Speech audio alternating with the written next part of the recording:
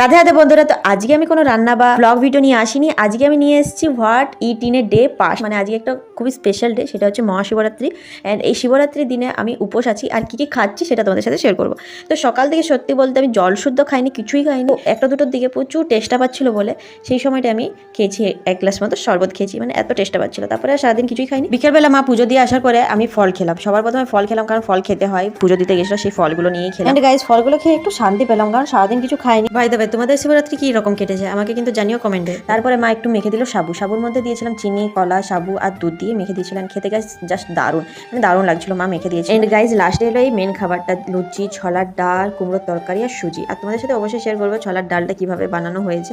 মা বানিয়েছিল, তো আমিও এবার তোমাদেরকে অবশ্যই ট্রাই করে দেখাবো। অ্যান্ড গাইস, খেতে তো দারুণ হয়েছিল, লুচি যেরকম সেরকম ছোলার ডাল সব কিছু। অ্যান্ড এতক্ষণ উপোস দেওয়ার পরে এই খাবারটা পেয়ে না আমি তো স্বর্গ পেয়ে গেছি মনে হচ্ছিল। যাই হোক, তোমাদেরকে এই ভিডিওটা কেমন লাগলো অবশ্যই জানো। আজকের মতো এখানেই টাটা।